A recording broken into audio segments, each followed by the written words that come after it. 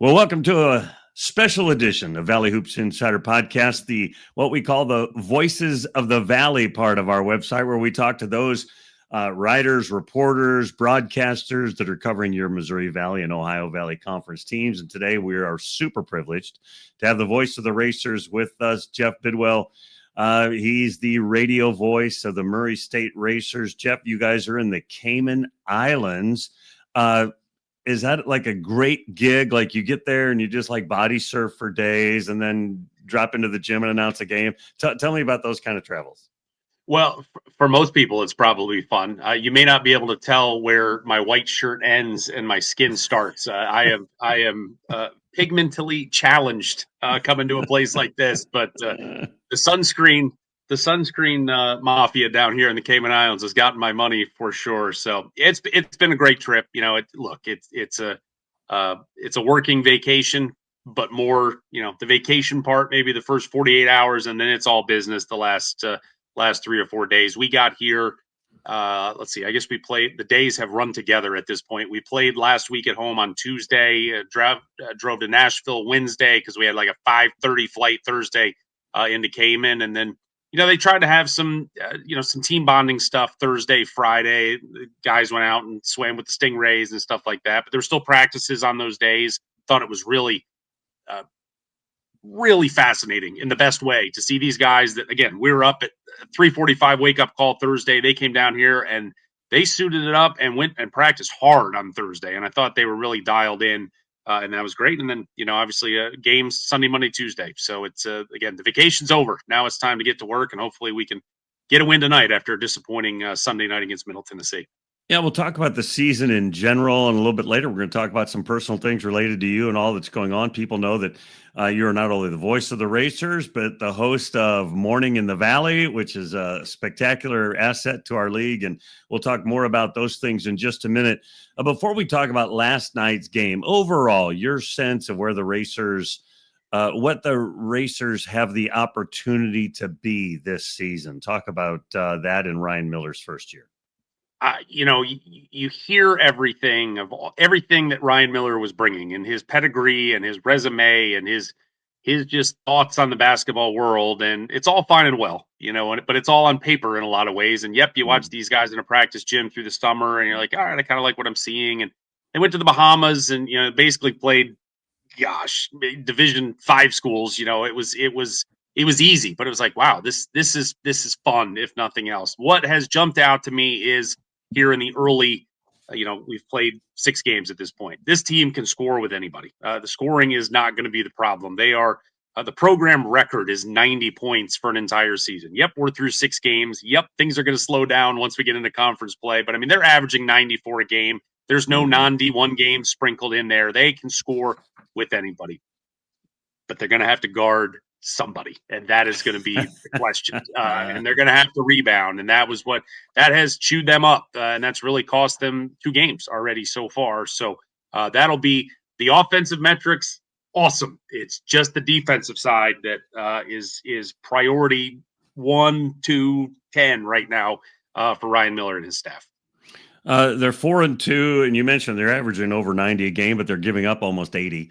And so, yeah, that's the other side. I think they're 11th or 12th in the Valley in field goal percentage defense and 3-point percentage defense. And obviously those numbers are a mess when you haven't played each other and your schedule isn't the same. But the indications are a struggle a little bit when we think about that.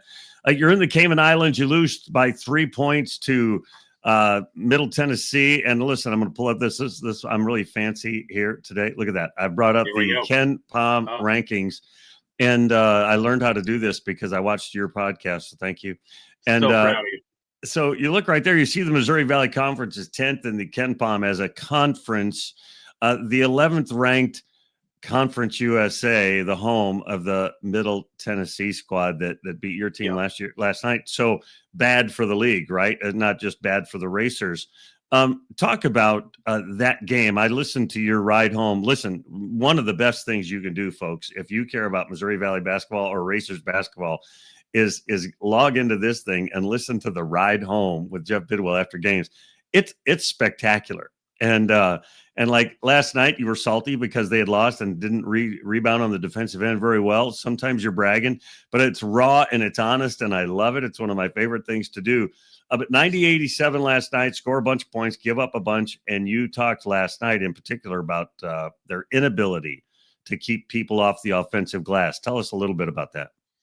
It has, I think I said it last night that, once is an accident, twice is a trend, three times you got a situation, and five times it is a 5-alarm fire right now. I mean, first game of the year against Omaha, Racers gave up 10 offensive rebounds. And since then, in the 5 games since, it has been 16, 17, 15, 17, 17. I mean, those are egregious numbers. And so for 6 games, I literally, as I'm doing my pregame prep for tonight, 2 minutes before I got on with you, they have allowed in 6 games, they have given up 92 offensive rebounds. That has turned into 89 points. I mean, that's 15 points a game that you're just giving up. And the bottom line is whether, and this is not a Murray State problem. It's an anybody problem if it becomes it. That look, Murray State is good enough to give up a ton of offensive rebounds to Mississippi Valley State or to Nichols and still win. They are not good enough. Nobody's good enough against a good Middle Tennessee State team to go to SMU on the road in Dallas and play a team from the ACC and just give them all these extra chances and think you're going to win. Let alone you get into conference play. It is a non-starter, and right now it is just it just reaches that point of you're just perplexed of like, fellas, this is not a new conversation, and that was Ryan Miller was quiet, I think, post game. I sat in on the meetings when everybody was just kind of throwing food down at 10:30, but trying to turn the page quickly to McNeese. But they're kind of going over game field. But it may have been, the volume may have been down, but it was very stern of like, fellas, this has to end now. And I think talking to some of the guys, there is, the coaches can yell and scream and all of it, but sort of the guys, they have to take ownership themselves right now. And it's like they've got to look at themselves in the mirror and in the locker room and be like, we have to do this together. This isn't a one. Fred King, he can get a lot of rebounds, and I think that's part of it. He gets a lot, and people are like, he'll get it. We want to go score. We're going to leak out and run. This team can't do that. They have they've burned themselves constantly over the last 3 weeks, and it's got to stop. And I'm fired up about it, Harry, because tonight is a situation where, listen, we sat courtside and we watched McNeese and George Washington. And that was a high-level fist fight for 2.5 hours. And I'm telling you, if the Racers, and I said it on the podcast you heard, if they do not bring their big boy pants, they are going to get run out of the gym because McNeese is the real deal. And that is just the challenge that they have got to accept and man up tonight when they play. And rebounding, you and I both, we talk to coaches and players all the time. Rebounding is about fundamentals and want to. I mean, it's just 2 things. It's more want to. It's more want to right now. Technique, fine. That's fine. It is want to. And they just it's not enough. It's not enough. It'll be a big challenge tonight. McNeese is a good team, top 90, I think, in the Ken Palm rankings and all of that. And your team is scoring, though. Let's turn the page and be a little positive, all right? Tell us about some of those guys. Javon Jackson is a guy we all know because he was at UIC a year ago, and he's one of the top 3 or 4 scorers in the Valley at this particular point in the season. Fred King has done some really nice things, but talk to us about just some of the elements, some of the pieces that really give you the thought that, man, we could be a pretty good team. The Racers could be pretty good. Dude, they are pretty good. I mean, it is. They are, like I said in the beginning, scoring is not the problem. I mean, it is a dynamic offense that they are rolling out there. And I went back and looked yesterday that going in, I don't know where he's at now. Braden Shorter was 7th on the team in scoring going into last night at about 8.5 points a game. He had 12 last night. The Racers have 7 guys scoring at least 8.5 points a game. I went back as far as Murray State statistical records go in scoring, where they have kind of everybody for the season. That went back to 1953. So in the last 70 plus years, Murray State has never had a team with 7 guys scoring at least 8.5 points. It can be any number of dudes. And that is the part that is just, I think, is going to make them a really tough out night in and night out once we get into conference play, because, Fred King is just a man inside. I mean, he is all of 6'9", 275. You can show, the drive-in movie theater on his back. I mean, he is enormous. But the thing is, teams are like, yeah, we're not going to let him just kill us. So teams are running 2 and 3 people at him. Shooters are open. They're going to have to make shots. And there are guys all over the place that can do it. And so that is what is just, you never like, and that was the thing last night, as much as Middle just felt like they got every rebound and they kept getting up and they're up 9 and 7 and 9, and Racers were always able to keep them within arm's reach because they score enough to just get, and then suddenly, boy, if you get one stop, let alone 2, right. at 9, it's suddenly down to 3-2, and we got a 1-possession game again. So you just always feel like they're in it, and if they can get any sort of stops, they can blow teams out for sure. Because at this point, it just feels like they're going to put 90 on the board.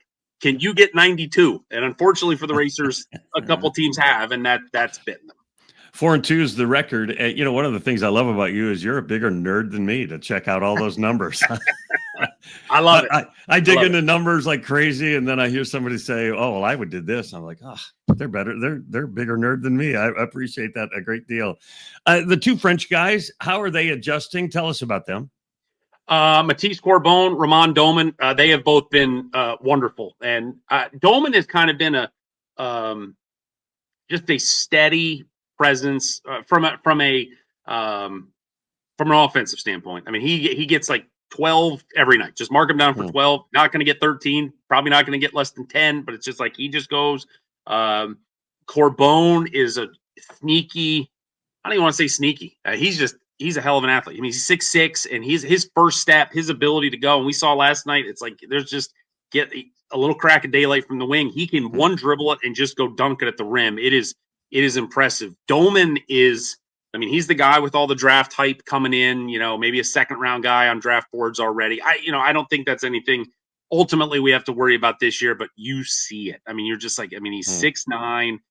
These guys, you have to remember, they've played professionally overseas for 4 years, so they have played against men. So it's like that there is an adjustment to the physicality, but they've been playing with men for years, but they're also having to get used to playing more because, at 16, 17, playing professionally, you're playing against 30-year-olds. So like, yeah, we're going to let you come off the bench and not get a lot of time. But the one thing that Ryan Miller, he wants 94 feet, and it's not necessarily a lot of running, trapping, pressing, but they're going to one-on-one defend you for 94 feet and try to just wear you out. And when he decides that he wants to, we're going to come at you a little bit, they'll run this 2-2-1 press. And on the front end of it, it's not the guards. It's 6'6" Matisse Corbon, and it's 6'9" Ramon Doman, who've got arms as long as they can go with all kinds of length. And Doman at 6'9", when he's running the break, he might be our best point guard. I mean, I know it's blasphemous, but you're just like, that's Magic Johnson dribbling out there. I mean, he is comfortable, and he's winding through traffic and making passes. You see where all the hype was with him and where his ceiling is, Lord only knows. They have both acclimated very well to the States, and but you're going to see a night where, Ramon's not going to have 12. He's going to have 30 at some point this year. I just feel it in my gut, and that's when everybody's going to go, okay, that's what we've been waiting on. But they are 2 really, really good young men, and have 20-year-old freshmen. Never hurts to have, but they have made big impacts here early. And Mason Miller was coming off some injury, and there was a little bit of unknown. People thought he was a good shooter and all that, but he's really had a good start, hasn't he? Yeah, he has. He had an awful start. I mean, like the initial gun sounds, first step out of the block was ugly, and then it was. And I don't know how much of it was. I'm in a new place and I'm playing for my uncle, and I'm a 5th-year guy, and we're gonna figure this out. And that attitude was adjusted very quickly. That was always look. It's an interesting dynamic when you've got a head coach. It's coaching family. How's that going to work? And Ryan Miller has no cares whatsoever. If that was his own son, he is going to just. He's a competitive dude. 100%. And so, yes. The thing about Mason that I've just respected immensely is that from day one, which wasn't good, to day 2, he found quickly that I have value on this team outside of just making threes. That he doesn't necessarily, I mean, he actually hit a huge basket, couldn't complete the 3-point play last night where he put the ball on the floor and got to the rim, but he is one of the best rebounders we have. I mean, he's like he's a 6'9", and it's almost like he just throws himself into the bowling pins, where it's like he's not super heavy, and it's almost like he gets a benefit of the doubt because he's not knocking guys over when he flies in there, but he is hyper aggressive and he'll crash the offensive glass and go. And that is, he has improved defensively even in the short little bit of the season.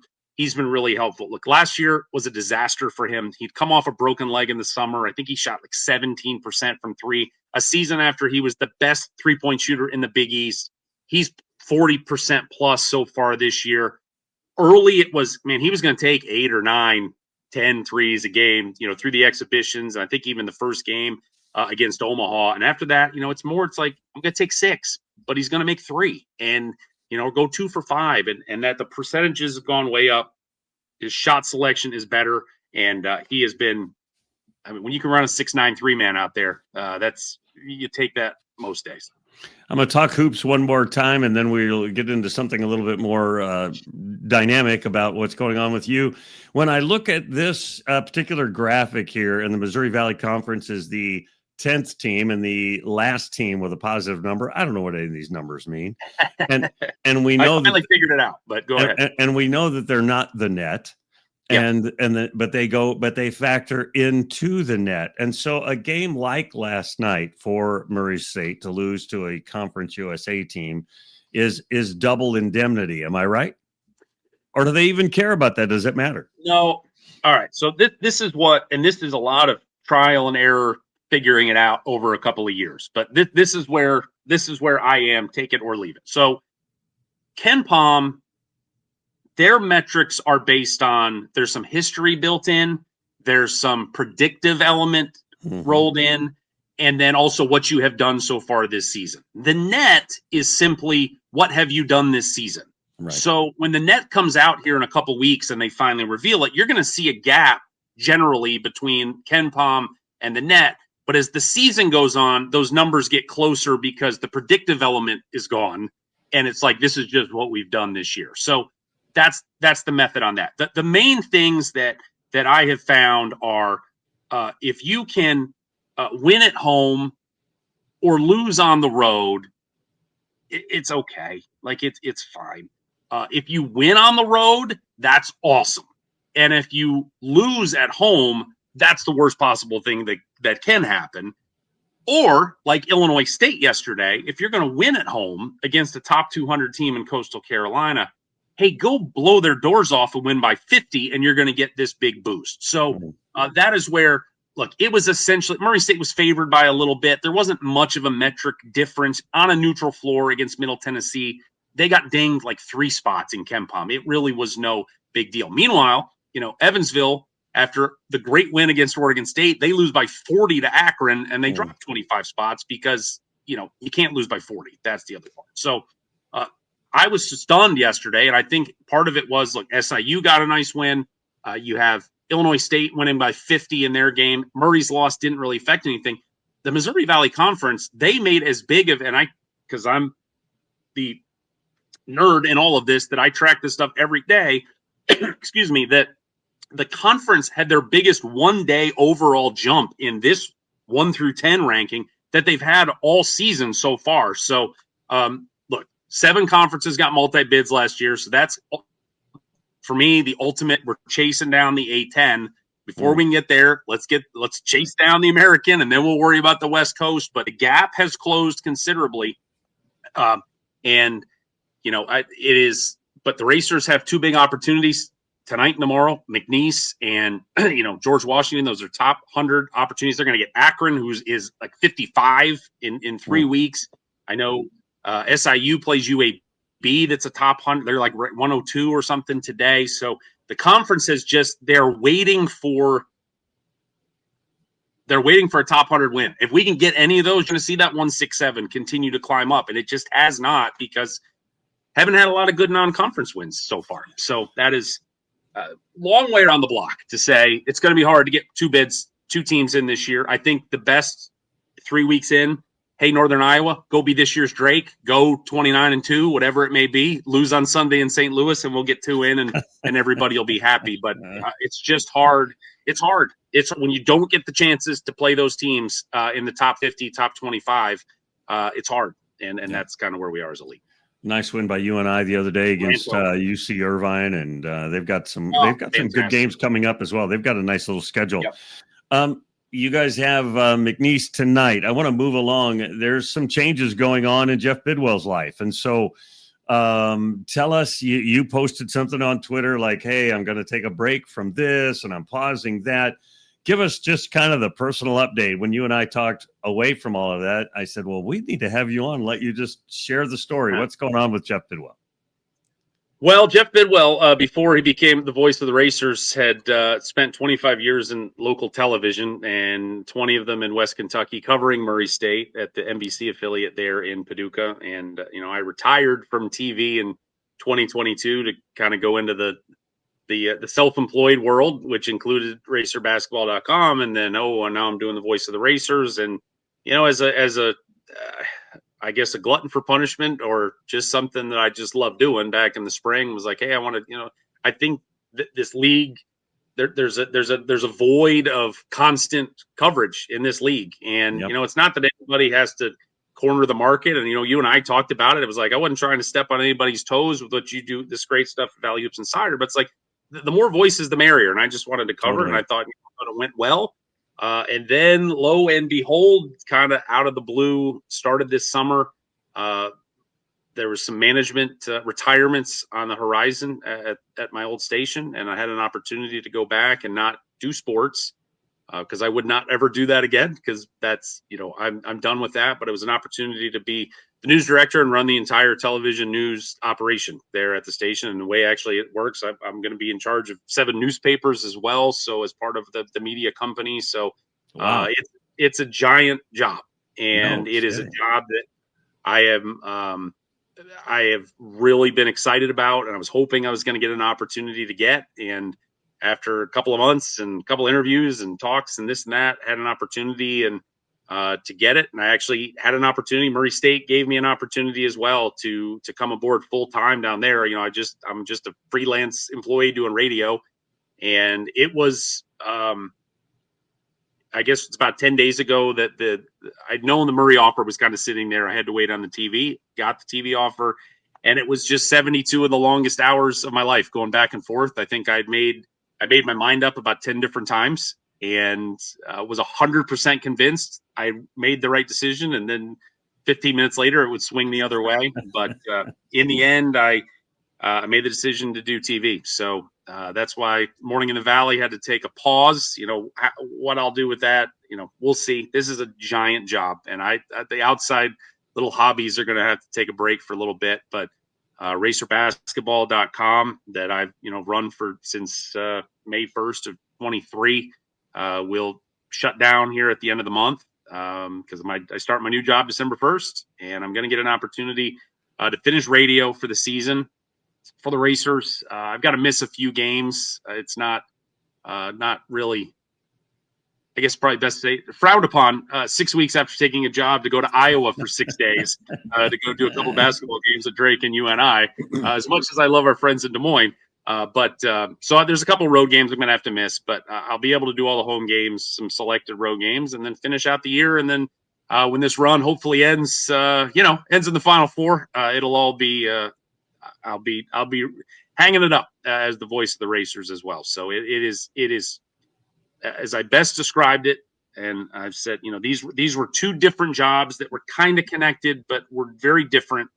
And they were 2 jobs that I desperately wanted at 2 places that I desperately loved. And it was the hardest professional decision I've ever had to make. And in the end, it was, I kind of had to go for what was going to allow me to be home a little bit more, have a little more of a normal schedule, and for my family. And that was, in the end, that was it. And so it has been the ride of a lifetime. It's been the honor of a lifetime to be the Murray State radio voice for these 3 years, and maybe coming to a close a little sooner than I hoped. But everybody's been wonderful, and It's on to the next, and that starts 1 week Wow. from today. Is I got to go run a newsroom of 50 people. Unbelievable. At least the bidding war was going, and now you're my new rich friend. Yeah, something like that. It's it's funny. It's the first time in You my and life. Lane Kiffin. You and Lane Yeah, Kiffin. They're just throwing money at you. yeah. I think we're in a little different tax bracket there, but it's one of those things where you always kind of be careful what you wish for. I was like, boy, I hope I can get both these offers, and then I can decide. And then I got both those offers, and I was like, this, I am in a personal hell right now because Yeah. it was like I said, it was just they're both awesome, and it's just like there was no wrong answer. It was just Mm. what is the more right answer, and that was eventually. I hope I got there. I feel like I did, and but certainly no disrespect, and I don't think they've taken it that way at Murray State. Nico Yanko and his team, they have been wonderful to me, and now it's just the machine will keep moving down there in Racer Nation, and I'm looking forward to see who picks up the mantle and goes on from there. Well, first, congratulations on landing that job. That's spectacular. I'm truly happy for you. You and I talked while this was all going on, and so I was a little bit involved, just knowing, what was coming down the road. So congratulations, number one, and then secondly, thank you. Like what you've been doing at the website, just concerning Murray State, and what you've been doing at Morning in the Valley, has been so contributive to this league that I love, that we both love. And anybody that invests in the league that I love, it matters to me, and I believe it mattered to the fans and the people that consumed both your stuff and just consume Valley info. So I think you deserve like real gratitude and thanks from the rest of us that are your consumers. Well, I appreciate it. It's unnecessary, but to me it was just I'm here. Why we're all here for the same reason. We love basketball and we love this league. And I just wanted to like, look, I'm self-employed. I can come and go as I please. I feel like I can be here at 9 a.m. every Monday, Wednesday, and Friday, and we can, twist some coaches' arms and have them come on and talk about their programs, and talking to great folks like you and getting a chance to, talk to players. I mean, I joked with, Luke Martin at Southern Illinois, that last year doing radio for Murray, and Drew Steffi, the guard, and how he was just like public enemy number one for us, cranky Murray State guys, because he was, things were going well one night for SIU, and he's running his mouth, just having the best time. And I was like, that guy, and then I get him on. I watched him do an interview with Luke this summer, and I was like, oh, I love this guy. I was like, dang it, I didn't want to like this guy, and then I had him come on, and he was awesome. And so it was just good to, knock down. And I heard that from a lot of Murray people that would watch, and, Sure. to have Chase Walker on, and to have Connor Turnbull on from Evansville. And it's like, they're like, we'd like to get to know them a little more, and maybe they're a little less enemy and more just friendly competition, even though, Yeah. we all want to push each other down the stairs and try to win games when it matters. So I remember when Greg Lansing got fired at Indiana State, and Lance and I became fairly close, and we still communicate. And then they hired Josh Schertz, and the Josh Schertz is just a name on a billboard, right? Don't know anything about him, and I'm not going to like him right. because I'm a Greg Lansing guy. And man, I had two conversations with Schertz and fell in love with him, and I'm like, man, I'm ticked off. I didn't want to like you. I wanted to kind of Yeah. secretly not like you. And yeah, it's interesting when you actually talk to people face to face, right? It really makes a difference. Amazing how that works, isn't it? Really Amazing is. how that works. Really, really is true. Jeff, wish you all the best in the new gig. I know we'll bump into each other because you're still going to be doing racer things, and we'll see each other here in St. Louis and maybe some other places. Who knows? But appreciate all that you've been doing for our league, and man, just wish you so much success running this media conglomerate, 7 newspapers and a TV station. Like you're a mover and a shaker now. Like probably Well, President Trump will be calling you. yeah. Well, I'm strapped in, trying to do as little moving and shaking as possible, because it's going to be quite the ride here for a little while. But I appreciate you, Harry, for your friendship and your mentorship over the last couple of years, and very much looking forward to seeing you soon. Appreciate you, my friend. That is Jeff Bidwell. He's the voice of the Racers, and the Racers are going to be pretty good this year if they can solve a couple of defensive and rebounding things. Watch out for them in February and March. Really, they're going to be a good team. Jeff, appreciate your time. Remember, folks, Since you've been there, make it a better place. You've been watching Voices of the Valley, part of the Valley Hoops Insider podcast and website. We just remind you, have a great day today and happy Thanksgiving.